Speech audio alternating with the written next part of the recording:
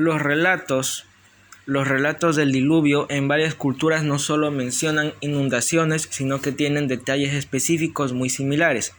Por ejemplo, muchos relatan que el diluvio fue un juicio divino, que hubo advertencia antes del evento y que un sobreviviente fue instruido para construir una embarcación o salvar animales. Esta complejidad común va más allá de lo que se esperaría si solo reflejaran inundaciones locales sin relación.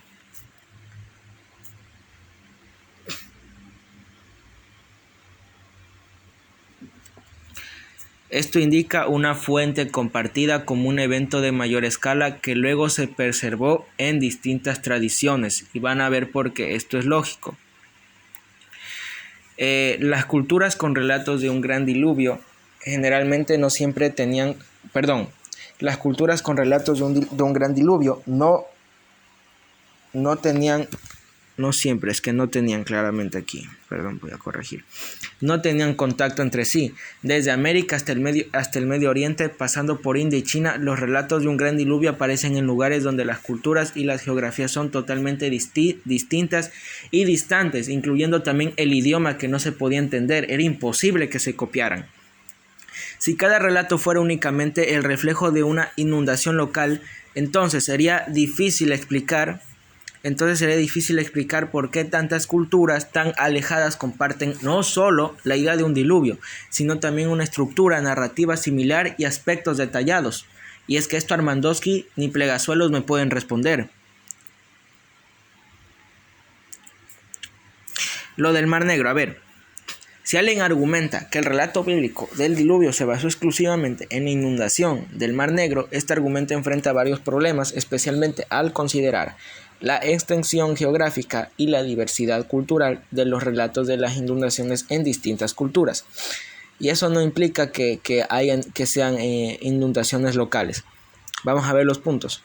Los relatos de un diluvio universal no se limitan a la región cercana del Mar Negro. Existen mitos que tienen ahí o historias de inundaciones en muchas culturas alrededor del mundo, incluyendo las culturas mesopotámicas, los relatos griegos, las leyendas de los pueblos nativos de América, las tradiciones hindúes sobre el diluvio de Manú, e incluso mitos entre los antiguos pueblos de China y del sudeste asiático. Estas culturas están geográficamente lejos del Mar Negro, lo que sugiere que no habrían sido influenciadas únicamente por un evento local en esa región.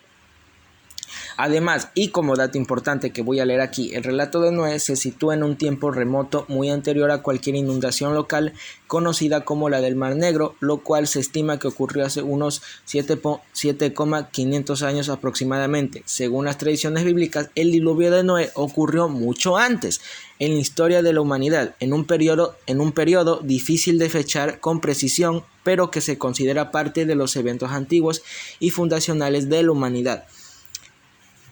Pues sí. Entonces, vamos a ver por qué, cómo estos se parece que estos relatos de diferentes culturas, sus historias tienen algunas diferencias, pero el concepto está ahí, miren. En el relato, ya los conocen el relato de epopeya de Gilgamesh, ya saben esta absurda epopeya, que Lerum también es advertido por el dios Ea de una inundación que destruirá la humanidad. Y bueno, ya. En China, en algunas versiones de los mitos chinos, como el de Nuwa, el diluvio es un evento que amenaza a la humanidad y requiere de intervención divina para detenerlo y restaurar la paz. Nuwa crea a los humanos y luego repara el cielo para evitar que las aguas inunden la tierra. India, en el texto hindú, Satapatha Brahmana cuenta la historia de Manu, quien es advertido por un pez, una encarnación del dios Vishnu, de una gran inundación. Manu construye un barco y sobrevive con la ayuda del pez, quien lo guía y lo salva. Mesoamérica, los aztecas y mayas. Las mitologías aztecas y mayas también contienen relatos de inundaciones. En el Popol Vuh de los mayas, por ejemplo, se describe un diluvio enviado por los dioses para destruir una creación anterior de la humanidad. América del Norte, las culturas indígenas.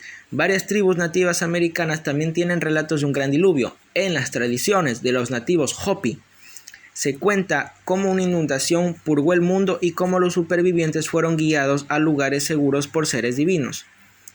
Grecia, el mito de Deucalión y Pirra. En la mitología griega, Zeus decide destruir la humanidad con una gran inundación y solo Deucalión y su esposa Pirra sobreviven, habiendo sido advertidos y salvados por los dioses. África, aunque con menor frecuencia, también hay relatos en algunas culturas africanas sobre inundaciones que purifican la tierra o que transforman el mundo involucrando la intervención de seres superiores. Entonces ustedes pueden ver, aquí se habla de humanos salvados, ¿verdad? Y también habla de cómo estas deidades o Dios envía una inundación. Y esto está ahí arraigado a estos relatos, están ahí puestos. Si esto fuera local, no esperaríamos encontrar estas similitudes de aquí. Y además hay otro, aquí hay algo muy impresionante que a mí me impresionó mucho, que Armandowski obviamente no lo va a poder refutar. No, es miren.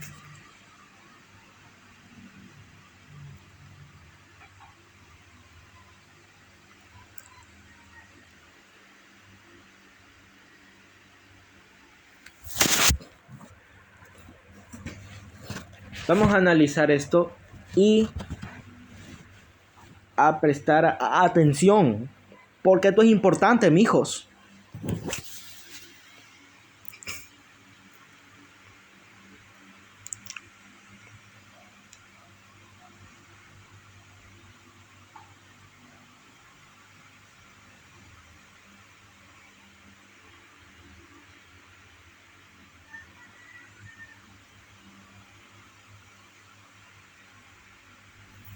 ¿Dónde está?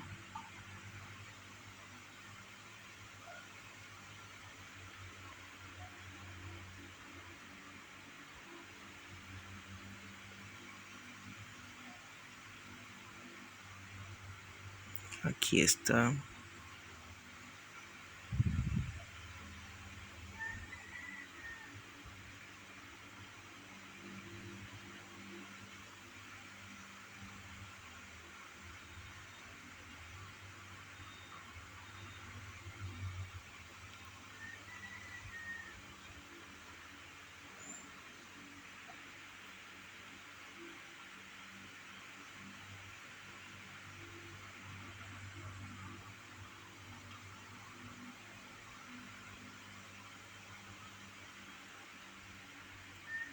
Aquí está.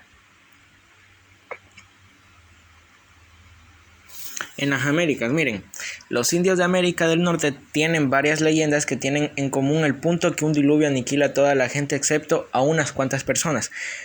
Por ejemplo, los Aricaras, un pueblo acado, dicen que en un tiempo hubo en la tierra una raza de personas tan fuertes que se burlaban de los dioses.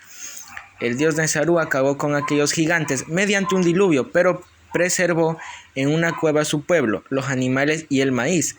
El pueblo Abasupai dice que el dios Okomata causó una inundación que exterminó la humanidad. No obstante, el hombre Tochopá conservó con vida a su hija, Puké, mediante encerrarla en un tronco ahuecado. Si ven aquí, miren, noten esto de aquí. ¿Dónde está? A ver. Sí, ¿sí ven? Por ejemplo, aquí está. Hubo en la tierra una raza de personas tan fuertes. Hubo en la tierra una raza de personas tan fuertes que se burlaban de los dioses. Y aquí dice que el dios Anaru acabó con aquellos gigantes. Noten la palabra de gigantes, ¿sí ven? ¿Y qué habla acá en la Biblia?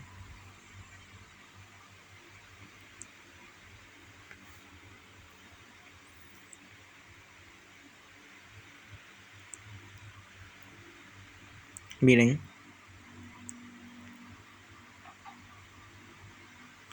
La Biblia habla de los Nefilín. Algunas leyendas mencionan que antes del diluvio hubo en la tierra gigantes violentos. Esto parece a lo que la Biblia indica de que antes del diluvio unos ángeles desobedientes se materializaron en cuerpos carnales, cohabitaron con mujeres y produjeron una raza de gigantes llamados Nefilim. Y es que estos Nefilim también se encuentran en las culturas de la América. Van a decir que los israelitas se copiaron sabiendo que América en ese tiempo ni siquiera se conocía, ni siquiera se sabía de su existencia. Es imposible que haya copia. De hecho, con lo que dicen estos relatos de América, solo comprueban más de que el diluvio bíblico sí sucedió. Vamos a seguir leyendo. Las leyendas diluvianas de los indios de América Central y América del Sur tienen similitudes fundamentales.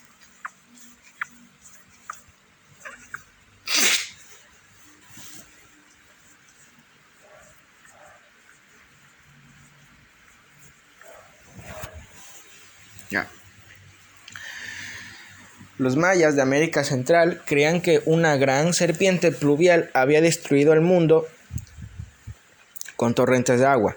En México, la versión de Chimalpopoca cuenta que un diluvio sumergió las montañas. El dios Tezcatlipoca le avisó al hombre Nata, quien ahuecó un tronco que él y su esposa Nena se refugiaron hasta que el agua bajó. En Perú, los chinchas tienen una leyenda sobre un diluvio de 5 días que aniquiló a todos los hombres, menos a uno que fue conducido por una llama parlante a un sitio seguro en una montaña. Los aymaras de Perú y Bolivia dicen que el dios Viracocha salió del lago Titicaca y creó el mundo y a hombres fuertes anormalmente grandes, porque aquella primera raza lo encolerizó y Viracocha acabó con ellos mediante un diluvio. De nuevo, aquí hace una referencia a los Nefilim también. Y es increíble cómo estos países tan lejos hablaran exactamente lo mismo.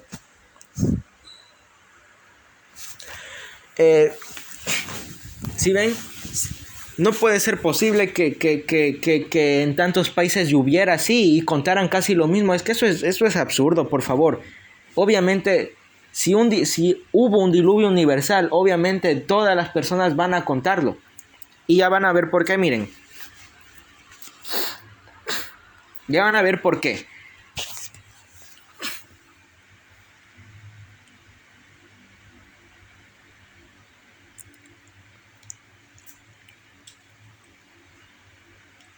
Según el relato bíblico, toda la humanidad proviene de los 3 hijos de Noé, Sem, Cam y Jafet. Este linaje daría origen a las diversas naciones y civilizaciones que se desarrollaron tras el diluvio.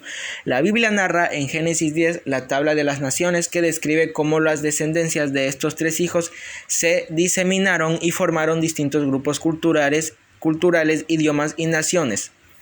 Recordemos que esto lo hizo Jehová y Él es un Dios todopoderoso y todo lo puede, por lo que Él puede hacer posible que de los 3 hijos de Noé salieran muchas razas, porque Él es poderoso, Él es omnipotente. ¿Por qué habría que dudarlo?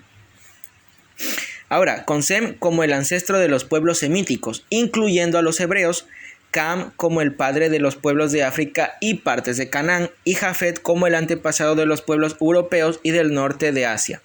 Si partimos de esta premisa, todos los relatos de un diluvio de una intervención divina pueden tener su origen en la familia de Noé.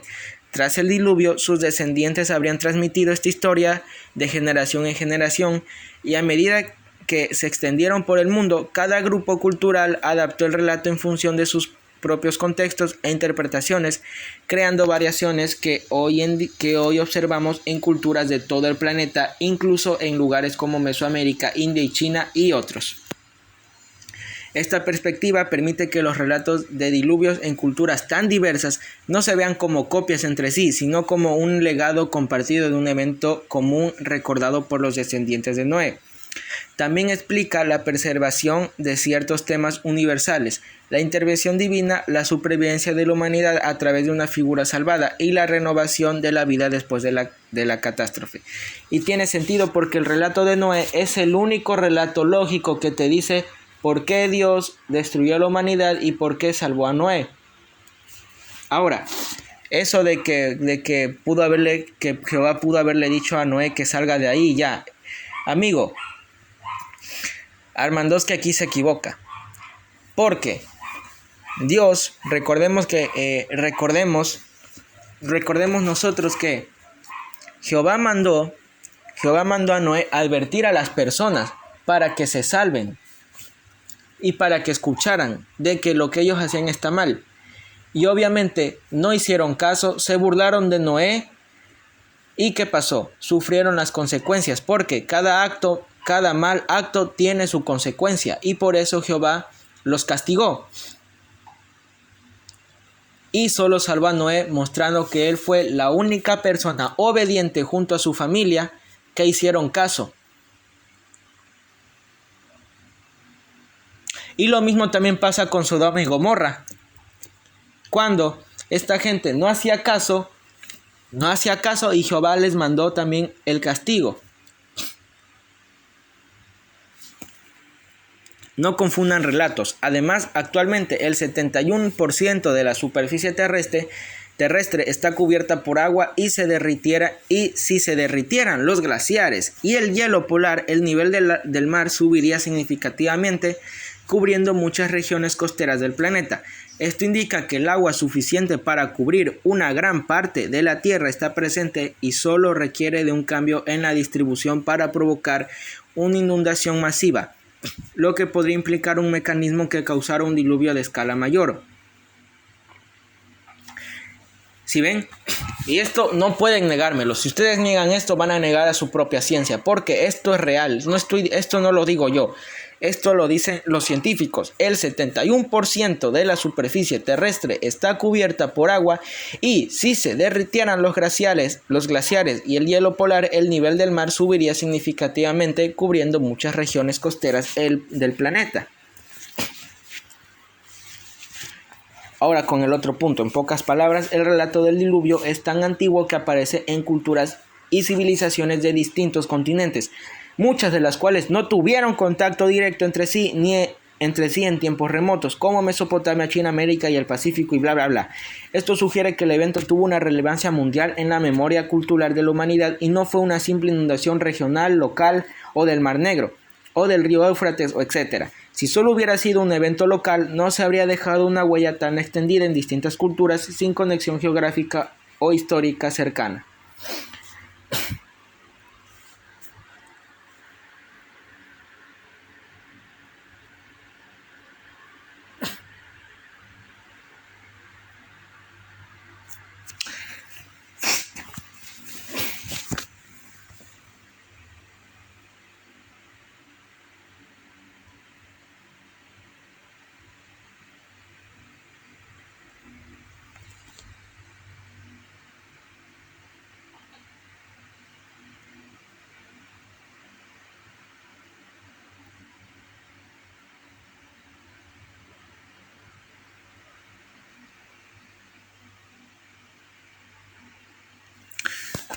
Vamos a analizar este otro tema. Si el diluvio cubrió toda la tierra.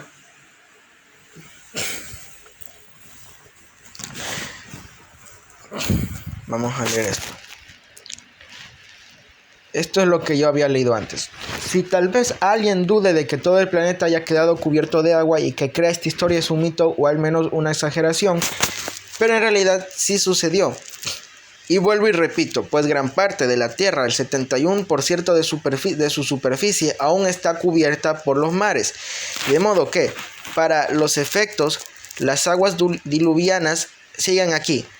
Y si se derritieran los glaciares y los casquetes polares, el nivel del mar se elevaría y cubriría ciudades como Nueva York y Tokio. Y por favor tengan esto en cuenta. Al estudiar las características del terreno del noroeste de Estados Unidos, un grupo de geólogos, no lo digo yo, lo dicen los geólogos, un grupo de geólogos llegó a la conclusión de que la zona pudo haber sufrido hasta 100 inundaciones catastróficas. Una de ellas levantó un muro de agua que tenía 600 metros, 2.000 pies de altura y se movía a 105 kilómetros, 65 millas por hora. Descubrimientos similares han convencido a otros científicos de que es posible que se produjera un diluvio mundial. Carajo, esto lo dicen los científicos. No obstante, para quienes creen que la Biblia es la palabra de Dios, un diluvio que cubriera todo el planeta es más que una posibilidad, es un hecho. Le van a creer a Armandowski que es un bufón de un circo o la palabra de Dios.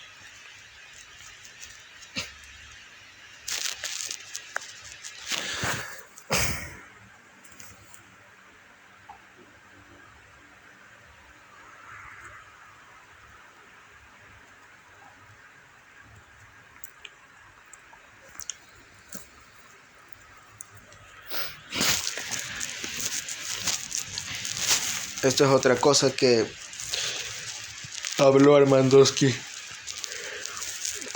Bueno, con la batalla de Jericó, ¿es un mito o un hecho? Bajo la influencia de la muy estimada obra de esta viejucha, Kathleen Kenyon, en los años 50, estaban convencidos de que Jericó ni siquiera existía durante el tiempo de la invasión israelita. Creían que la ciudad había sido destruida más de un siglo antes. Por eso, muchos descartaron el relato bíblico de Josué y los israelitas. Sin embargo, hace poco, el Dr. Brian G. Wood, arqueólogo de la Universidad de Toronto, Canadá, examinó de nuevo la prueba disponible acerca de Jericó.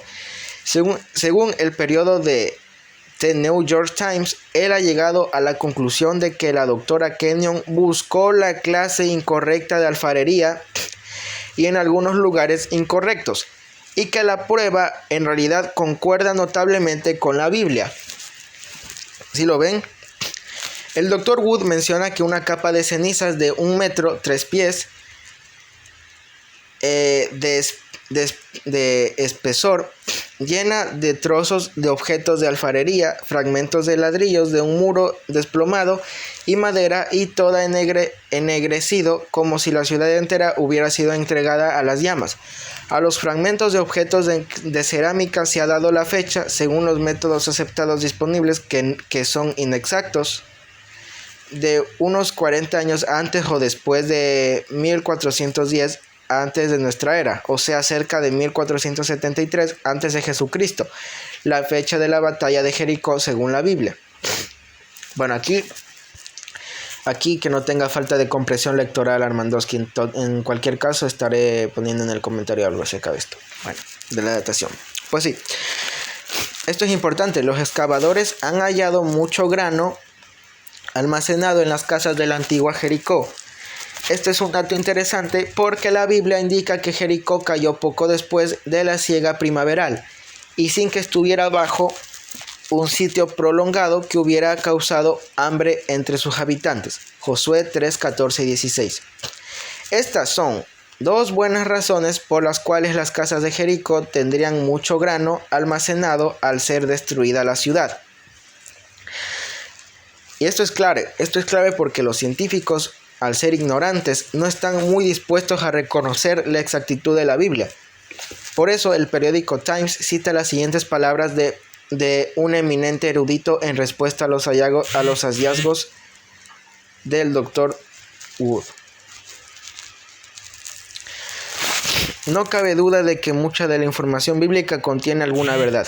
Sin embargo, a medida que aumenta la corroboración de los relatos bíblicos por los descubrimientos científicos y hallazgos arqueológicos de nuestros días, queda patente para personas de mente imparcial que la Biblia está lejos de ser una colección de falsedades entre las cuales aparezcan de vez en cuando algunas verdades.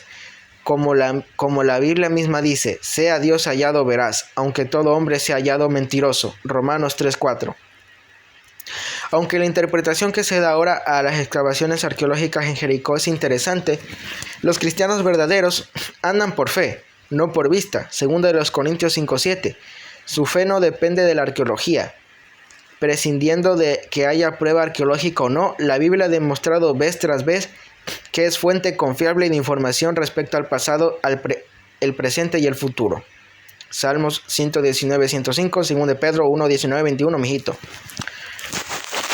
Y esto es claro porque Los arqueólogos son muy ignorantes, son necios, porque antes ellos decían que Ciro el Grande no existía, decían que era un personaje ficticio, solo porque lo mencionaba la Biblia.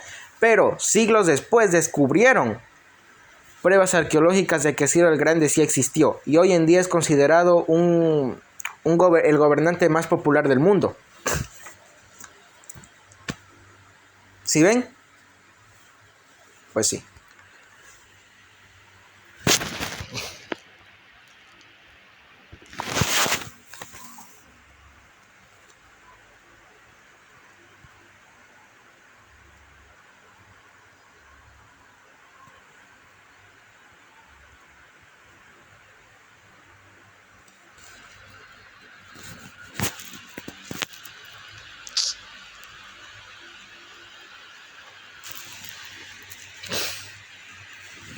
Ok, aquí hay un artículo que quiero leer.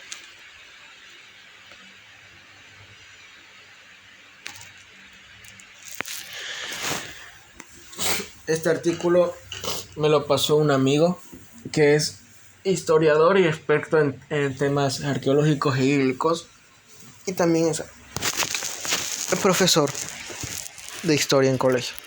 Bueno. Descubrimiento clave arroja luz sobre la conquista de Josué de Canaán.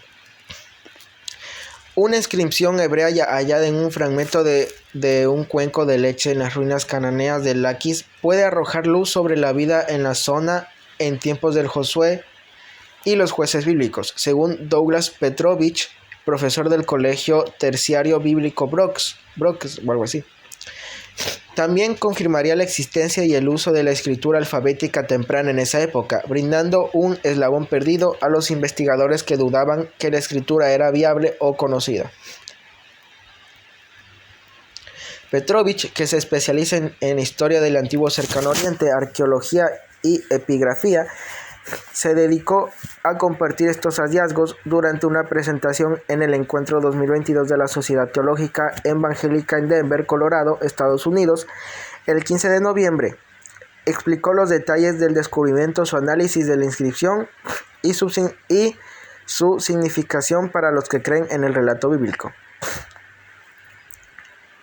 Aquí está Douglas Petrovich. Josué 10 narra en forma sucinta la historia de la conquista de Laquis. Dice: después Josué con todo Israel pasó de Libna a Laquis, acampó cerca de ella y la atacó. Jehová entregó también... Perdón, tengo tos. A ver...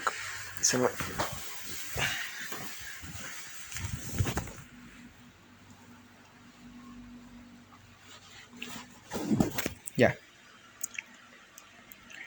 Jehová entregó también a Laquis en manos de Israel, quien la tomó al día siguiente y le pasó a filo de espada con todo lo que en ella tenía vida, tal como había hecho en Libna. Versículo 31-32. Sí. Según Petrovich, la población de Laquis era de unos 10,000 habitantes y era la segunda ciudad más grande de Canaán después de Azor. Es la razón por la que la Biblia enfatiza que Israel tomó a Laquis en el segundo día, dado que la conquista de la ciudad requirió de esfuerzos adicionales, explicó. Petrovich explicó que la cerámica de Laquis de la época 1566-1406 a.C. era de tipo sumamente limitados. Las dos formas más importantes de cerámica son chocolate sobre blanco y bicromática chipriota. La primera era hecha en la rueda de arcilla blanca, densamente pulida y entonces decorada con motivos geométricos en tonos de chocolate y marrón rojizo, dijo Petrovich. La cerámica de arcilla blanca tipo, ahí está, fue descubierta en las fosas fuera del foso del templo 1 de Laquis. Ya, aquí está el fragmento del cuenco de leche.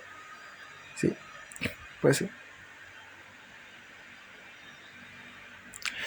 Las excavaciones han revelado hasta el momento parte del muro de la ciudad, fragmentos de los muros y los pisos, y edificaciones domésticas y de columnas de varias eras.